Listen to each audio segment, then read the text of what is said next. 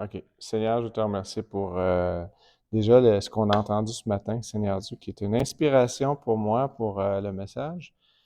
Et je te prie, Seigneur, de bénir ce temps, ce matin. Amen. Dans le dernier message que j'ai fait sur le livre des Actes, je vous ai parlé de l'apôtre Paul qui était à temps partiel pour le Seigneur. Il construisait des tentes. Il avait rencontré un couple qui avait été persécuté à Rome, puis il avait fui l'Italie, puis ils s'étaient ramassés les deux dans la même ville. Puis le titre de mon message était de discerner la souveraineté de Dieu, que même s'il y a eu une persécution, c'était pas pour rien que tout ça est arrivé. Puis on doit apprendre dans nos vies à lire la souveraineté de Dieu, c'est-à-dire des choses qui sont hors de notre contrôle, mais pas de celui de Dieu, et de voir comment les choses s'enlignent pour faire quelque chose de beau. Fait qu'il est allé squatter une place chez eux. Il a habité chez ce couple-là, Ananias et Saphira. Et puis, Priscilla et Aquilas, c'est ça, hein? Priscilla et Aquilas. Merci, je mélange des noms, mais les noms se promènent dans ma tête. Ce couple-là, en tout cas. Puis, à un certain moment, il a aussi su reconnaître le temps. Reconnaître le temps. Puis on a vu que les fils d'Issachar avaient l'esprit de leur Dieu pour connaître ce que devait faire Israël. Et que dans nos vies, on a besoin de discerner les temps pour savoir qu'est-ce qu'on a à faire, comment mettre nos priorités dans le bon ordre pour pouvoir faire à chaque moment les meilleures actions. Et il a senti, Paul, que quand que Timothée et Tite ils sont arrivés avec de l'argent. Puis il a dit, ben, je vais faire le ministère à temps plein. Fait qu'il s'est lancé dans le ministère à temps plein, puis Timothée et Tite ont servi, si je me trompe de nom, vous me le dites aussi, là, mais ils ont servi autour pour faire le ministère, pour aider Paul, peut-être le décharger de toutes les affaires, la menu besogne. Puis lui, il s'est consacré à la prédication puis à enseigner les gens. Éric, la semaine passée, lui, il nous a parlé de Aquilas et Priscilla, puis il nous a présenté un jeune homme qui, son influence a dépassé Corinthe. C'était un homme éloquent. Il s'appelait Apollos. On a vu que ce couple-là l'a reçu, puis ils l'ont formé dans sa doctrine parce qu'il avait besoin de plus de formation. Ils l'ont renvoyé avec son feu. Puis Paul, on a vu dans le message d'Éric que Paul sentait que c'était le temps de quitter Corinthe pour retourner à Éphèse. Puis voilà, il a senti que c'était le temps pour ça, mais il y avait déjà une base préparée. Il y avait des gens qui avaient grandi, puis qui avaient pris de la place là, puis lui, il pouvait comme laisser cette œuvre-là, puis aller ailleurs. On lui a demandé de rester, il a refusé, parce qu'il sentait que c'était pas sa place de rester. Le titre aujourd'hui, c'est Prends ta place dans le corps. Prends ta place dans le corps. On va regarder trois principes le corps de Christ, on va parler de l'unité dans la diversité. L'unité dans la diversité. Deux, on va parler de croître ensemble vers la maturité. Et trois, on va parler de l'amour qui nous tient ensemble. L'amour qui nous tient ensemble. Et je vais commencer par une histoire vraie que quelqu'un que je connais a vécu. Il avait commencé un groupe ouvert de partage avec un groupe d'hommes. Puis je vais vous parler un petit peu des défis. C'était un groupe qui était multilingue. Il y avait des gens qui parlaient français, il y en a qui parlaient espagnol, puis quand ils ne savaient pas comment répondre, ils répondaient en anglais. Fait qu'il a commencé avec ce groupe-là. Le groupe était venu, il ne savait pas trop c'était quoi, puis il a commencé à donner le but et la vision, mais les Espagnols ne comprenaient pas c'était quoi. Fait que les lignes directrices, la vision du groupe n'était pas trop compris. Puis la personne disait je me sens seul, tout est fait par moi. Le gars, il préparait le café, il avait imprimé les feuilles, il fallait qu'il explique c'est lui qui a monté le système de son. Moi, je suis tellement content que Sylvain, tu sois là, là. Si tu savais l'aide que tu me donnes, parce que j'ai pas à penser. Vous le voyez quand il faut que je remplace. Ça, mettons, Sylvain n'est pas là. Puis puis là, il faut que je place les champs, puis tout. Puis là, après ça, je m'en viens prêcher. Là, je suis pas dans ma coche. Je suis pas dans ma coche parce que là, pendant que il y a les chants, je fignole mes petites notes, tout ça. Fait que c'est tellement béni ta présence, ton aide. OK. OK, j'accepte ça. Fait que la personne était seule, puis dans le fond, il y a des gens qui, dès le début, deux personnes, il était 11 au début, puis il y en a deux qui se sont levés, puis ils ont dit ça, c'est pas pour moi. Ils sont partis. Et probablement, ils ne comprenaient pas les règles non plus, ou le but et la vision, parce que ça avait été, ils étaient des gens d'une autre langue. Hein? Après ça, il y avait des gens on dit que c'était un partage de groupe ouvert, fait que là, les gens partageaient, puis à chaque fois que ça arrivait à leur tour, je passe, je passe. La deuxième fois, ils ont dit, on peut-tu s'en aller? Tu sais? Fait que le gars, il a dit, ben oui, vous pouvez y aller, tu sais, il y a rien qui est forcé et tout ça. Fait que de 11, ils sont tombés 7 et il y avait une unité dysfonctionnelle parce qu'il y a beaucoup de choses, le courant passait pas là, dans ce groupe-là. Et puis, dans le fond, la personne a dit, hey Seigneur, je me sens seul. Est-ce que c'est un échec? Qu'est-ce que je suis en train de faire? Et la personne a prié et elle a cherché du conseil, puis elle a développé une stratégie pour la semaine qui suit. Dans la deuxième semaine, la personne a décidé de favoriser le français, de mettre le français comme la langue officielle, puis de favoriser l'inclusion. Comment est-ce qu'il faisait ça? Ben, si à chacun lisait à tour de rôle, puis toi, tu es un Espagnol, lis ton paragraphe en espagnol, puis tout le reste vont apprendre à être patient, puis ils vont lire eux sur leur feuille en français. Fait que ça va créer une inclusion, ça va créer, gars, on accepte la différence, puis tout ça, puis ça va créer une patience chez les personnes. Euh, Lecture des lignes directrices en français avec explication. Puis là, ce qu'il me disait, là, c'est qu'il a mis des tâches. Il s'est mis 4 lecteurs. Il a dit, ça me prend quelqu'un pour monter l'ordinateur, le système de son. Ça me prend quelqu'un pour faire le café. Puis tu ne fais pas juste t'occuper de l'ordi, il faut que tu le resserres après dans l'armoire, puis toute la patente, tu sais. Puis il y en a un autre qui distribuait les champs, les piles de feuilles, puis finalement un autre qui prenait les présences, etc. Et la bénédiction de cette soirée-là, c'est que les consignes ont été respectées. Et il y a un homme qui avait quitté plus tôt, là, un des deux, là, qui avait eu un malaise puis qui avait quitté. Là. L'homme qui ne voulait pas parler est devenu le plus verbal de toute la gang. Et en passant, ce groupe-là, ce n'est pas des croyants. Il y en a peut-être qui sont nés de nouveau, mais pas tous. Puis ils ont tous prié pour eux-mêmes. Et ça l'a impressionné. Ça l'a impressionné parce qu'il se disait, ils sont en train d'embarquer dans l'action, éventuellement, ils vont naître de nouveau. Puis il racontait comment c'était une fourmilière d'action. Tout le monde, là, il s'entraidait. Puis la salle est redevenue propre, puis tout était.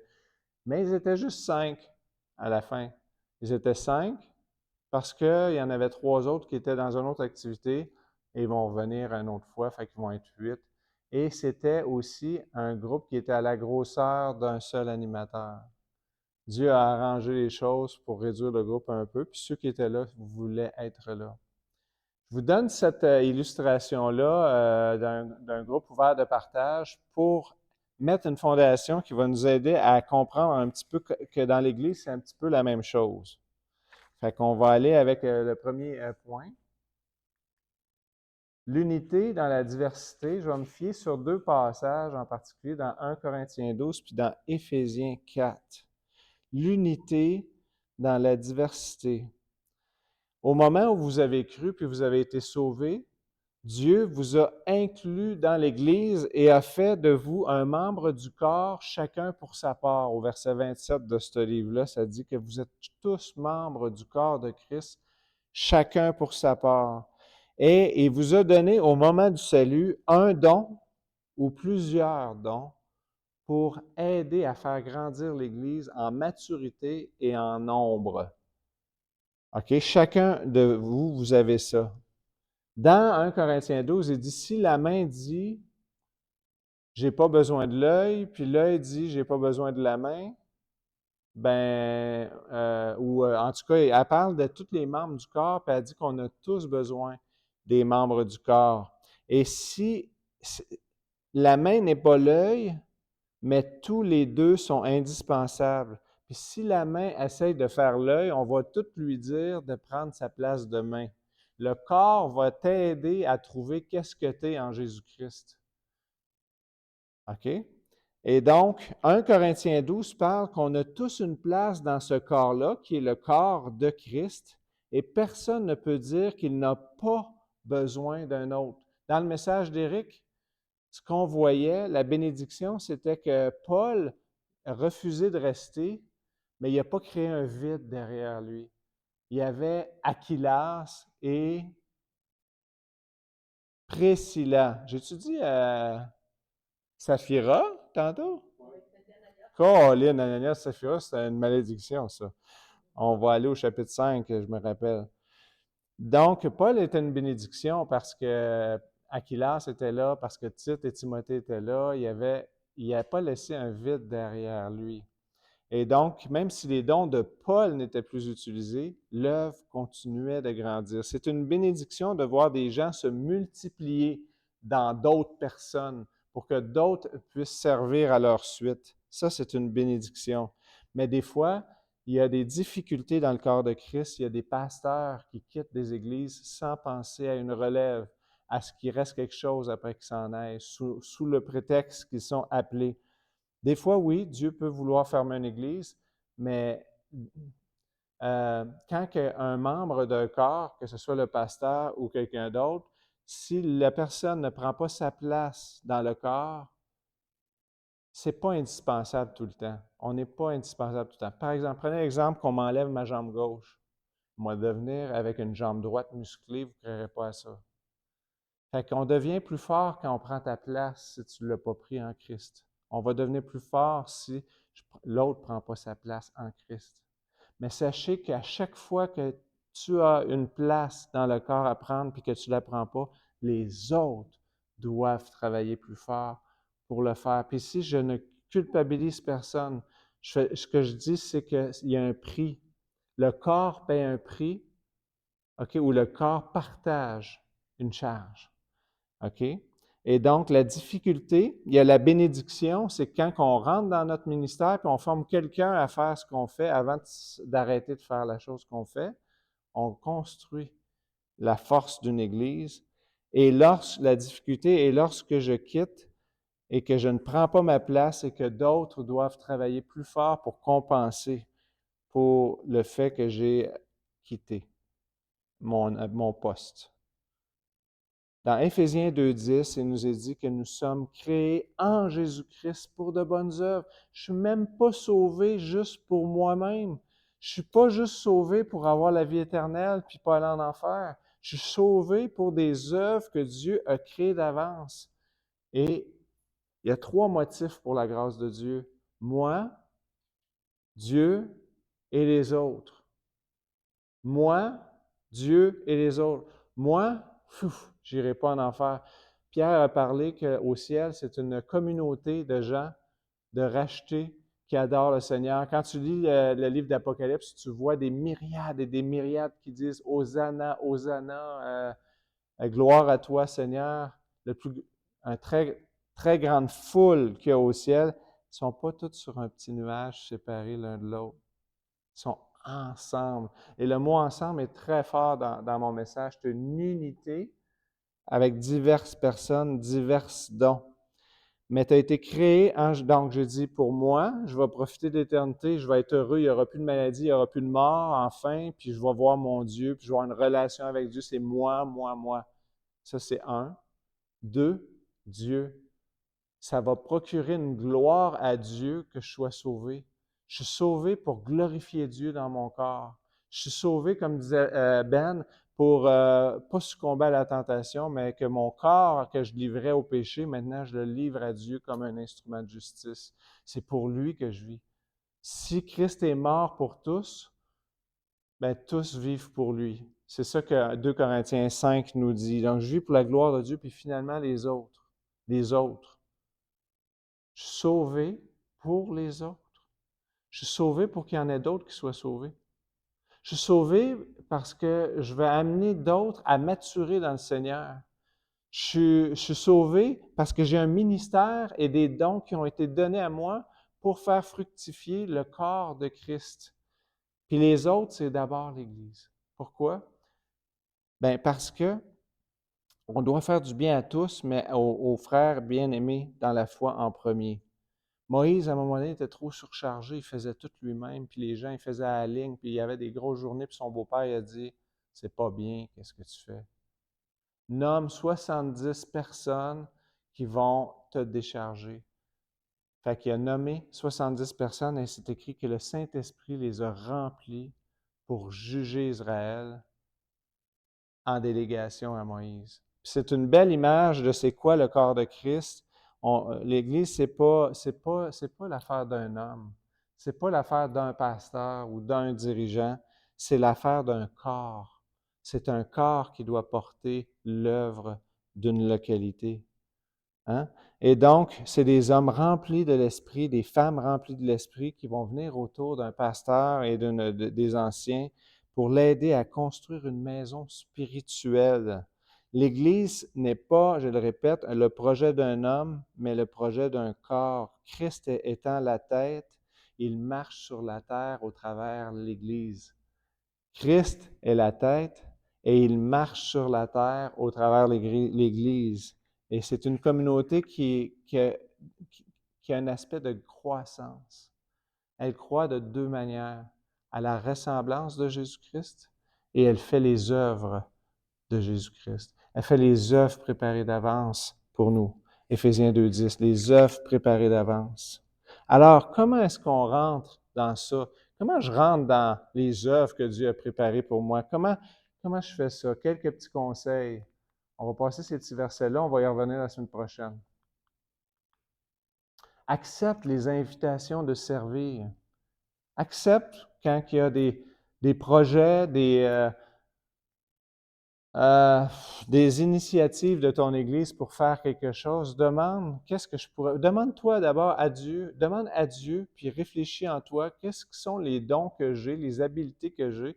Quand Dieu t'a racheté aussi, il a pris les habiletés naturelles que tu avais, il les a rachetées pour lui aussi. Fait qu'il y a les dons de l'Esprit qui vont se manifester par toutes sortes de manières quand tu vas faire ces habiletés naturelles-là. Accepte les invitations à servir. Sers avant de diriger. Sois l'apprenant de quelqu'un. Ça veut dire que tu vois qu'il y a quelque chose qui se fait dans l'Église, tu demandes, peux-tu t'assister, on va être au stationnement, je ne sais pas, n'importe quoi. Accepte la possibilité d'apprendre de quelqu'un. Tu peux dire, je suis nul là-dedans, mais je serais prêt à essayer. Puis tu te laisses montrer des choses. Prie aussi. Prie. Parce que c'est écrit dans Timothée, Paul dit à Timothée, ranime le don que tu as reçu par imposition des mains. Ranime le don. Le Saint-Esprit va ranimer ton don si tu commences à prier, que c'est quoi mes œuvres, Seigneur? Qu'est-ce que tu m'as donné pour cette communauté-là? Puis aussi, commence. Commence à faire la chose. Moi, je suis allé faire du porte-à-porte, puis je charge mon petit calepin, je dis à ne plus refaire. À ne plus refaire. Et là, je réfléchis, puis j'appelle des gens qui ont été avant moi, qui ont fait ça. Toi, quand tu vis ça, tu fais ça comment? Comment tu t'en sors? Puis ces gens-là ont passé avant toi, puis ils peuvent vraiment t'aider. Puis dans Éphésiens 4, ça dit que on va voir un verset tout à l'heure qui dit que Dieu, il nous perfectionne par le corps de Christ. Fait que la force vient en marchant, puis tu ne peux pas courir si tu ne marches pas. Tu ne courras jamais si tu n'as pas commencé par marcher. C'est en marchant qu'on va finir par courir. Puis ta force va venir en marchant. Dieu va te donner des forces. Donc, mets-toi à l'action. Puis si tu essaies de faire de quoi que c'est l'œil qui fait, puis que c'était une main, le corps va te dire. Il faut juste que tu sois prêt à prendre la rétroaction aussi des autres. On va en parler tout à l'heure de ça. Dans Éphésiens 4, on va aller dans les versets de croître ensemble. Encore, le mot ensemble revient, hein? Tantôt, c'était unité, là, c'est croître ensemble. Puis tantôt, on va prendre la Sainte Seine, qui a été prise comment? En communauté. La Sainte Seine n'est pas prise chez soi. Elle a été prise en communauté. Et puis Dieu il dit, je fais ça parce qu'un jour, on va le prendre ensemble encore. On va prendre ensemble la Sainte Seine. Fait que l'Église, c'est une communauté et donc on croit ensemble vers la maturité. Dans Éphésiens 4, 11 à 13, il a donné les uns comme apôtres, les autres comme prophètes, docteurs et enseignants, je pense, pour le perfectionnement des saints en vue de l'œuvre du ministère. Donc, Dieu, dans l'Église, il donne des gens qui sont là pour servir. Les pasteurs, les enseignants, ce n'est pas des gens qui sont assis et qui se font servir. C'est des gens qui se mettent au service du corps, qui se lèvent tôt, qui ont les yeux rouges de fatigue parfois pour enseigner. Et donc, ils veulent nous faire grandir dans la maturité. Dans la société actuelle, on dit « épanouis-toi ». Sois la meilleure version de toi-même. Pourquoi? Pour toi. Pour toi. Soit que tu vas être riche, tu vas paraître bien, tu vas avoir une belle retraite. Toi. Toi. L'épanouissement personnel. Dans l'Église, on parle de croissance personnelle, mais ce n'est pas toi le but. Ce n'est pas juste pour que tu sois heureux, c'est pour que tu serves le Seigneur dans les dons que Dieu t'a donnés. Donc, on n'est pas une fin en soi. Dans la Bible, l'enfant de Dieu a été baptisé dans le corps de Christ pour faire une fonction d'un soit un coude, soit une épaule, soit une cuisse, un genou, un orteil. Tu n'es pas un ongle qu'on va cracher, qu'on n'a pas besoin. OK? Fait que tu n'es pas une crotte de nez non plus. Donc, tu as une valeur, puis Dieu t'a placé là dans des fonctions que juste toi, tu peux faire dans le corps de Christ. Mais c'est pas vrai que tu vas recevoir des messages, et en tout cas pas à l'Église Grâce et Vérité, juste pour ton épanouissement personnel. La croix dans son application personnelle, OK, ça va être Dieu veut que tu meurs. Il te tue à la croix pour qu'il puisse vivre en toi. Et c'est la mort de la vie individuelle pour rentrer dans une vie communautaire. Est-ce qu'on va encore aller à la toilette tout seul? Certainement. Est-ce qu'on va avoir encore notre vie personnelle individuelle? Certainement. Mais la fin n'est pas juste la glorification de la personne, c'est l'édification du corps de Christ. Donc, deux choses. Il a donné les pasteurs et tout ça, les enseignants, les prophètes, les apôtres, etc., pour le perfectionnement des saints en vue de l'œuvre du ministère. Donc, on va être équipé pour faire le ministère. OK? Et l'édification du corps de Christ, jusqu'à ce que nous soyons parvenus à l'unité de la foi. Il va y avoir deux choses qui vont se passer. Tu vas devenir de plus en plus un chrétien formé, tu vas savoir penser avec Dieu, et tu vas rentrer dans l'œuvre du ministère. Tu vas rentrer, le but de ce que Dieu fait quand il te sert là, dans l'Église locale, c'est que tu deviennes le serviteur que tu es appelé à être. Et deux, il va y avoir un nombre croissant de personnes qui vont assister à l'Église. Toi, tu vas grandir en tant que serviteur. Puis tu sais, j'ai dit tantôt, le gars, il avait un groupe de 11, mais il était équipé peut-être pour un groupe de 5. Le groupe a réduit parce qu'il manquait de leader ou d'aide pour l'assister. Mais c'était devenu un groupe fonctionnel où chacun avait sa tâche, puis chacun pouvait apprendre puis grandir. Mais Dieu va lui ajouter à un moment donné quelqu'un qui va venir à côté de lui. Il va pouvoir se multiplier avec cette personne-là et continuer de grandir. À fur et à mesure que Dieu va ajouter des serviteurs qui grandissent en maturité, en capacité, puis quand le diable va attaquer ce groupe-là ou cette église-là, ben ils ont appris à penser avec Dieu. Ils ne sont pas facilement emportés à tout vent de doctrine. Ils restent enracinés et l'œuvre continue à grandir de façon numérique. L'édification du corps de Christ, c'est numérique, mais c'est aussi en qualité. En qualité. On parvient à l'unité. Ah, encore le mot, Colin, il est toujours là. L'unité de la foi. Il est toujours là, ce mot-là d'unité. Il va y avoir une unité dans la foi. Comment est-ce qu'on peut entrer dans ça? Quelques petits conseils. Sois formé bibliquement. Relis les versets. Étudie le contexte du message qui t'a été enseigné. Tu peux aller écouter partout des versets puis tout ça, mais si ton Église est en train de vivre une maturité, est en train de grandir en maturité, prends les messages de ton assemblée. Pourquoi? Vous allez grandir ensemble dans la maturité de ce que l'Église, l'Esprit dit à l'Église. Donc, relis les versets et étudie le contexte du message qui a été enseigné. Si tu manques un rassemblement, réécoute les messages pour rester en harmonie avec le corps ou l'Église locale dans laquelle tu es.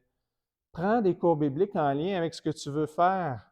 Il y a des cours bibliques aujourd'hui qui sont accessibles pour des choses. Si tu es des mourants, si tu es plus attiré vers la pauvreté, c'est quoi qui t'attire, qui ferait que tu ferais un ministère dans ta communauté? Puis prends un cours sur ça. Fais-toi former bibliquement. Sois mentoré aussi. Cherche une personne qui fait ce ministère que tu as le goût de faire, mais que tu ne fais pas encore. Puis dis, c'est quoi que je dois m'attendre là-dedans? Pogne un téléphone. Moi, quand j'ai voulu faire aumônerie funéraire, j'ai appelé à Toronto, puis j'ai collé un appel avec un gars qui en fait 300 par année à Montréal, puis j'ai collé un autre appel avec une personne qui en fait une centaine à Granby. Je leur ai dit, c'est quoi les pièges? C'est quoi que tu as appris? Qu'est-ce qu'il ne faut pas faire? On va-tu voir le salon ou on ne va pas voir le salon? On fait-tu... Puis j'étais allé me chercher je dis, je vais aller dans le corps de Christ, chercher les ressources qui sont là, puis je vais me prendre une page blanche, puis je vais commencer à écrire qu'est-ce que Dieu a mis dans ton cœur pour servir le monde, puis le corps de Christ. Moi, j'ai reçu des appels, j'ai reçu un appel d'une personne qui a passé 1 heure et demie avec moi parce qu'elle veut travailler dans les maisons de personnes âgées. Puis elle voulait juste, elle avait à peu près une liste de 14 questions avant de m'appeler. Puis après ça, j'ai reçu un don. À jamais j'ai dit qu'il y avait de l'argent lié à ça. À un moment donné, j'ai reçu un don. Elle a jugé que je pouvais mériter mon salaire, mais je l'ai fait vraiment gratuitement. Mais ça m'a touché. Ça m'a touché que quelqu'un m'appelle pour dire, hey, t'es juste rendu un petit peu plus loin que moi, je suis plus jeune aussi, tu peux-tu m'aider? Fait que trouvez-vous quelqu'un, si ce n'est pas dans votre Église, dans le corps de Christ, quelqu'un qui fait ce que vous avez à cœur de faire. Okay? Acceptez de rendre des comptes pour votre service aussi par une autorité bienveillante. On a dit tantôt, dans le monde, c'est l'épanouissement personnel. Dans le corps, c'est pas ça. C'est l'épanouissement du corps, mais de façon aimante. Il faut que vous soyez prêts à vous faire dire ce que tu as fait, c'était pas bien pour le corps ou ça aurait été peut-être mieux pour le corps si tu l'avais fait de cette façon-là. Donc, c'est sûr qu'il y a un effort à faire de l'autorité, à montrer de la bienveillance et à parler la vérité avec amour. Puis pas faire des reproches à ton gars d'audiovisuel que tu as tellement besoin devant les autres, OK? Comme j'ai fait tantôt. Il ne s'agit pas juste de toi, de ta réputation, puis de ce que tu parais devant les gens, mais c'est aussi c'est quoi on est en train de produire en tant que communauté. L'amour comme lien de cohésion, c'est mon dernier point avant qu'on va se concentrer sur la scène après ça, mais peut-être un point avant d'aller là. Jésus nous a dit dans Notre Père, priez. Priez de ne pas être tenté. Hein? Puis tantôt, Ben t'a parlé justement d'éviter le mal ou d'éviter la tentation. Il nous a dit de prier pour pas être induit en tentation, puis pour être délivré du malin. Et je pense que dans notre société qui met beaucoup le moi au centre, on devrait prier pour dire que ta volonté soit faite. On devrait demander au Seigneur de nous placer le focus à la bonne place pour nos priorités. Dieu en premier, hein? Dieu en premier, puis Seigneur, que ta volonté soit faite dans tous les aspects de ma vie, ma famille, mes enfants, mon ministère, etc. Et donc, de prier pour soi-même dans ce sens-là va nous aider à grandir dans la maturité corporative. Je suis dans une équipe. Puis c'est plus qu'une équipe, c'est un corps. C'est plus qu'une business, c'est une famille. Donc, prier vraiment d'être délivré du malin qui nous amène beaucoup dans une vie égocentrique. L'amour comme lien de cohésion. L'Église accueille tout le monde. Tout le monde. À moins que la personne soit en discipline. Puis si elle vient nous voler, on va la mettre en discipline assez vite. Ou si c'est une personne qui en abus avec les enfants, tout ça. Pas n'importe quel. On va prendre soin. Peut-être qu'on va dire, on va aller t'aimer chez toi. Tu sais. Mais l'Église, le corps de Christ, est ouvert à tous. Et dans ce sens-là, c'est pas un musée pour les saints. C'est pas une place où tout le monde a leur vie rangée, cordée, puis nous autres, là, c'est 1, 2, 3, 4, 5, 6, là, on est sa coche, tu sais. C'est pas des gens qui ont du Brill Cream dans les cheveux puis que tout est placé. C'est pas un musée pour les saints, ni un concert pour les divertis. C'est un hôpital pour les malades. Et en ce sens-là, elle doit accueillir la souffrance puis ce qui vient avec, et donc des relations plus qu'imparfaites. Et elle doit offrir un espace pour pouvoir exprimer la joie et la souffrance. Dans 1 Corinthiens 12, au verset 26, ça dit, si un membre souffre, tous souffrent avec lui. Si un membre est honoré, tous se réjouissent avec lui. Hey, c'est la graduation de Jean-Charles, le petit-fils de Gilles. Ah ouais, hey, on s'en va à sa graduation. Ben, hey, oui, mais c'est pas notre famille. C'est pas grave, c'est le petit-fils de Gilles. On est vraiment content de célébrer cette victoire-là. Célébrer les victoires, puis accompagner les moments difficiles. Accompagner dans les temps difficiles aussi. Hein? C'est ça un corps. Un corps, c'est ça. Il est honoré, on se réjouit avec lui. Il souffre, on souffre avec lui. L'Église est un endroit où la vérité se dit avec amour.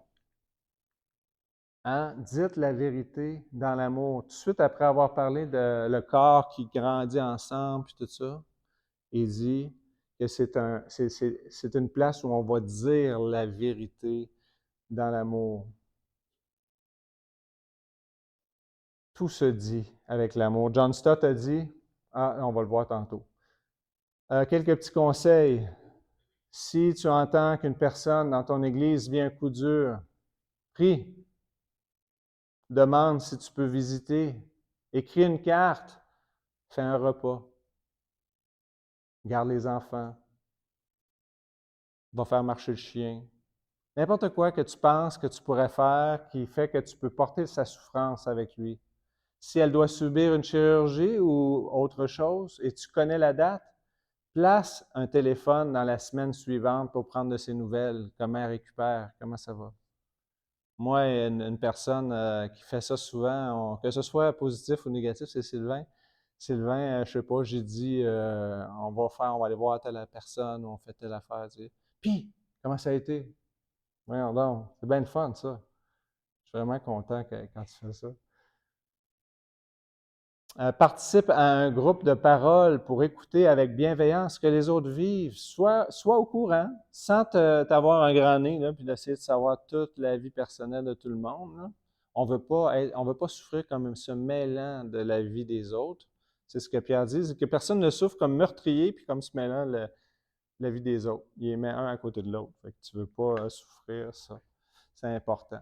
Donc, par contre, si les gens s'entendent et ils veulent partager ce qu'ils vivent, fais-en partie, connais ce qui se passe dans la vie des autres, puis expose-toi, mouille-toi, la grosse orteille dans l'eau, de dire qu'est-ce que je vis, c'est quoi mes luttes, c'est quoi mes défis, c'est quoi mes combats. Des fois, ça va se faire juste un à un, où ce que tu vas avoir un partenaire de redevabilité, ou un mentor, puis tu vas t'ouvrir à une autre personne dans le corps de Christ, puis vous allez prier les uns pour les autres. Deux choses que vous allez détecter dans la vie de la personne assez rapidement, si elle s'ouvre, les défis, les difficultés. Les défis, c'est ce qu'elle pourrait être capable de faire, mais elle ne le fait pas. Elle a besoin d'encouragement. Difficulté, elle fasse qu'est-ce qu'elle veut. Le cancer il est bien installé. À moins qu'il y ait un miracle, il ne se passera pas grand-chose. Difficulté, blocage, un blocage. Donc, défi, tu peux prier avec elle, vous pouvez vous encourager ensemble. Stéphanie a développé une super amitié il y a plus que quasiment 20 ans avec quelqu'un parce qu'à un moment donné, le pasteur il a dit, mettez-vous deux par deux, trouvez-vous un partenaire, priez à chaque jour. Puis ils ont fait ça, je pense que ça durait 2 semaines, mais après ça, eux autres, ils ont continué. Là, c'est devenu une très bonne amie encore. Quand que Steph, elle va voir cette personne-là, elle y va pour déjeuner, elle sort pour souper. C'était ça le repas. Ça parle. Bla, bla, bla, bla, bla, bla. Hein? Évite l'évitement. Évite l'évitement afin de garder les relations les plus saines et les plus authentiques. Ah, c'est un art, ça, d'éviter l'évitement. C'est un art que de pas d'adresser les choses. C'est John Stott qui a dit dans son livre The Message, dans son commentaire sur les Éphésiens, il dit la vérité devient dure si elle n'est pas tempérée par l'amour. Et l'amour devient mou s'il n'est pas renforcé par la vérité. L'un sans l'autre devient une caricature destructrice. Donc, aujourd'hui, si je reviens un petit peu sur mon message, ça, c'était préparatoire à les questions qu'on va se poser au prochain message sur Acte 19, 1 à 11. Et ça va être, on va parler du baptême de l'Esprit. J'ai parlé tantôt là, de l'incorporation dans le corps de Christ. Certains parlent d'un baptême de l'Esprit comme un signe évident du parler en langue. Est-ce que c'est biblique? Plusieurs reprises dans le livre des Actes, le Saint-Esprit donne aux gens de parler en langue comme une expérience après avoir devenu croyant. Qu'est-ce que ça signifie? Est-ce que je dois, moi, en tant que croyant, attendre une autre expérience? Puis on dirait que les gens chez Corneille et les 12 disciples de Jean qu'on va voir dans Actes 19, 1 à 11 n'ont pas besoin de se repentir. Paul est en train de parler, tout ça, pouf, ils reçoivent le Saint-Esprit. Corneille, Pierre est en train de parler, il n'y a pas de tu te repens de tes péchés, tu acceptes le Seigneur, puis après ça, tu reçois le Saint-Esprit. Ben non, il est en train de parler, paf, ils reçoivent le Saint-Esprit. Autant qu'il n'y a que ces deux expériences, tu as cru, tu l'as plus tard. Dans d'autres, c'est pendant qu'il parle, il reçoit le Saint-Esprit. On va essayer de démélanger ça parce que dans la doctrine pentecôtiste, notamment, chez les cursilos ou chez les... Il y a une secte du mouvement catholique, là, les charismatiques, qui parle d'une deuxième expérience après avoir reçu la vie éternelle. On doit recevoir aussi le Saint-Esprit. Puis des fois, on considère que si on embarque un peu dans cet enseignement-là, qu'on est, des voitures, pas de moteur. On n'a pas encore l'expérience. On est donc sans puissance.